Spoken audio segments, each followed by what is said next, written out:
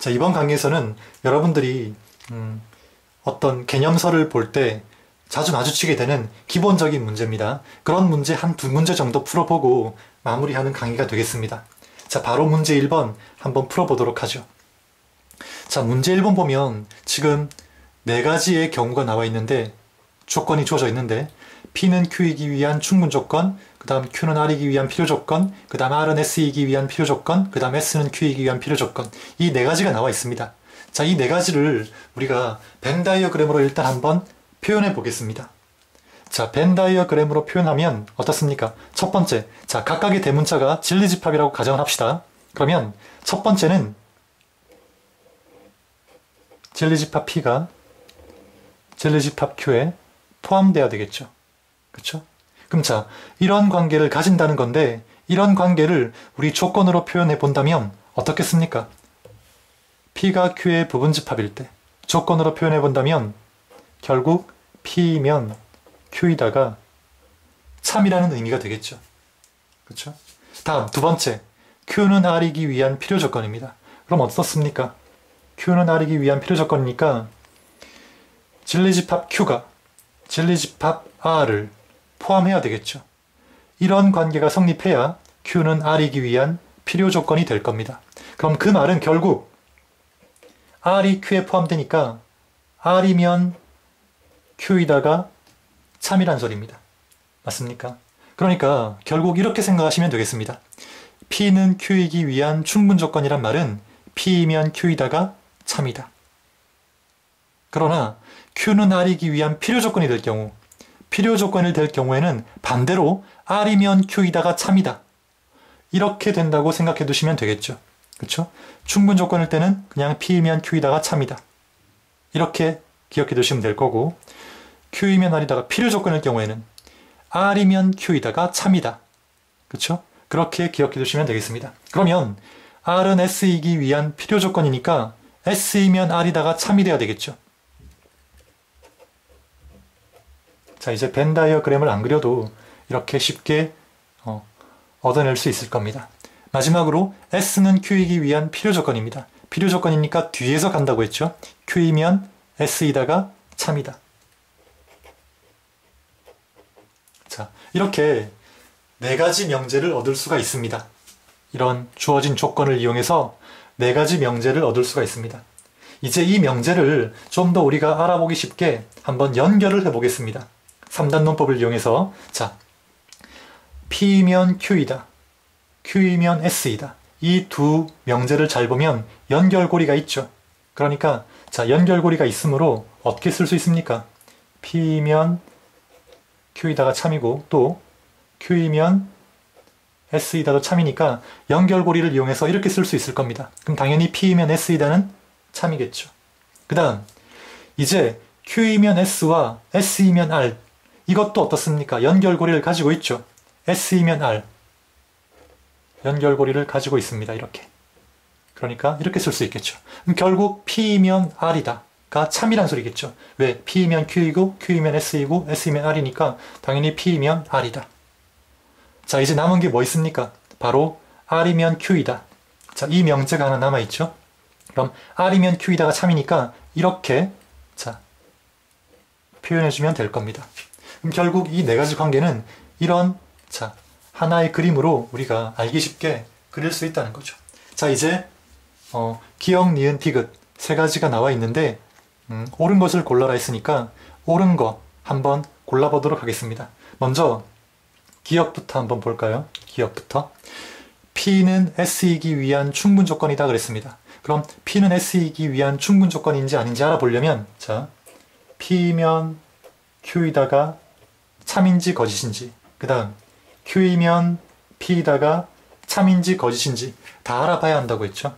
그렇죠? 자, P이면 Q이다는 여기 나와 있으니까 참입니다.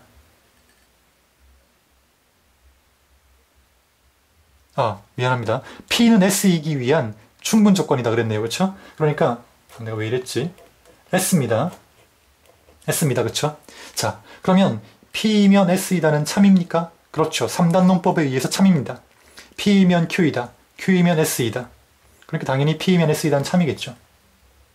그런데 자, S이면 P이다. 이건 어떻습니까? S이면 P인지 아닌지 알 수가 없죠.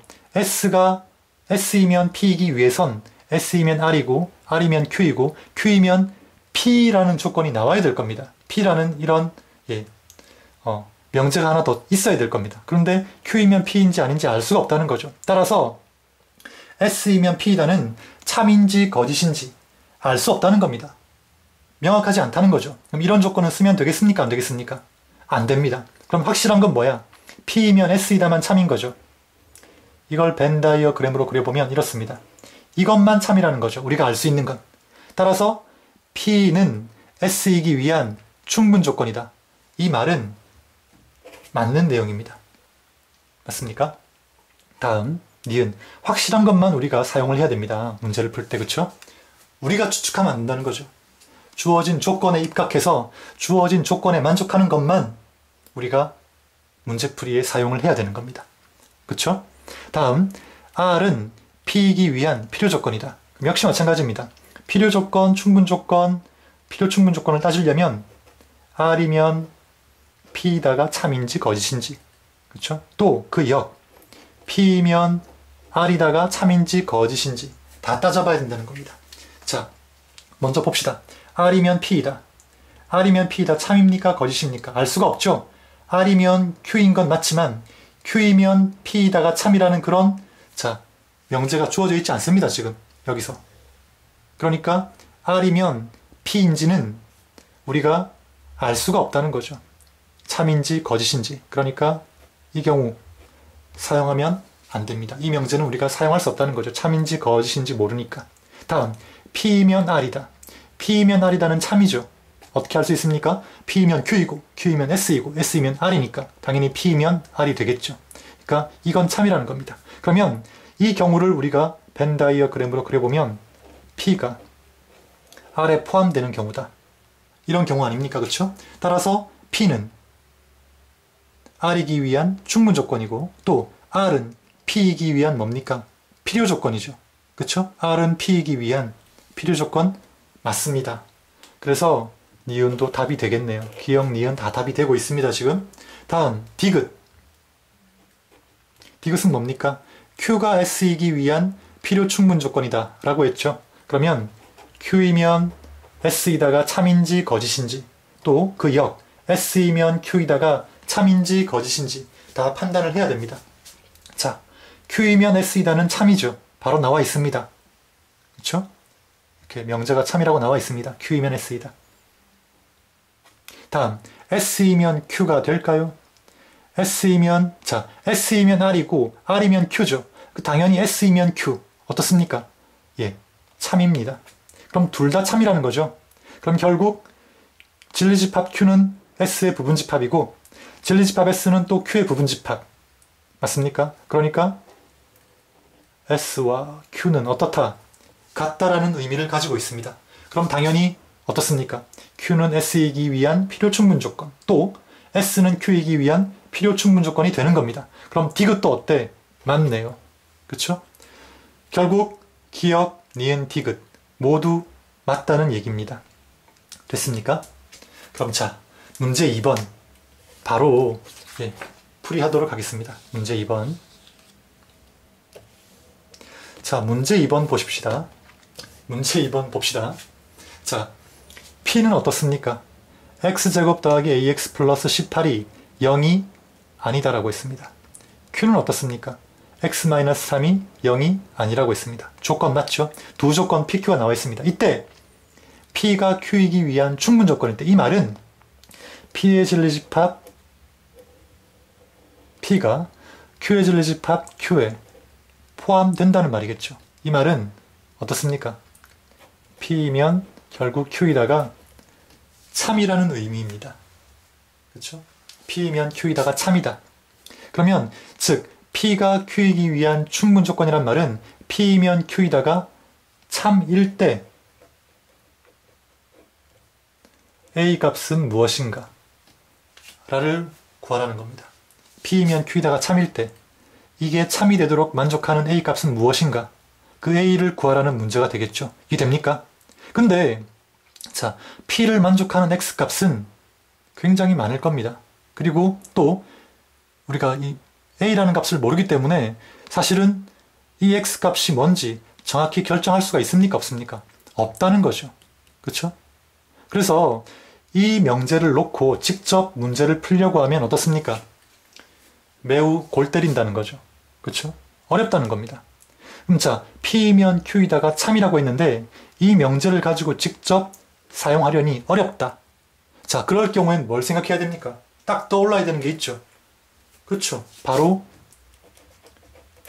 대우명제입니다. 대우명제. 주어진 명제가 참이라면 그 대우명제 또한 어떻습니까? 참이 돼야 되겠죠. 그렇죠? 그래서 이 주어진 명제가 다루기가 까다롭다면 굳이 여기에 매달릴 필요가 없다는 겁니다. 바로 대우명제 한번 알아봅시다. 그럼 대우명제는 당연히 not Q이면 not P이다가 참이다 가 되겠죠. 그렇죠? 자, 이제 여기에 직접 조건들을 한번 대입해 보겠습니다. Q의 부정이죠. 그럼 x-3이 0이 아니다라고 했는데 Q는 이걸 부정하면 x-3이 0이면 이런 문장이 되겠죠. 그쵸? 그 다음 not p x제곱 더하기 ax 플러스 18이 어떻습니까? 0이 아닌 게 p인데 이걸 부정하면 당연히 0이다. 이렇게 되겠죠. 즉 이 문장이 뭐란 말입니까? 참이란 말입니다. 그러면 다시 한번 x-3이 0이란 말은 x가 얼마란 소리입니까? 3이란 소리겠죠. 그럼 x가 3이면 x제곱 더하기 ax 18 이꼴 0이다. 이게 참이라는 거죠. 그쵸? 즉 x가 3이면 이놈도 만족해야 한다는 소리입니다. 그럼 어떻게 하면 돼? 대입하면 끝나겠네. 그쵸? 바로 대입 한번 해봅시다. 어떻게 됩니까? 9 더하기 3 대입하면 3a 더하기 18은 0. 그럼 3a는 마이너스 27 맞습니까? 따라서 a는 얼마? 마이너스 9 이렇게 나온다는 거죠. 즉 x가 3이면 이 식도 만족해야 되니까 x가 3일 때 이 식이 만족해야 되니까 대입해보면 a가 얼마 나옵니까? 마이너스 9 나온다는 거죠. 그렇죠?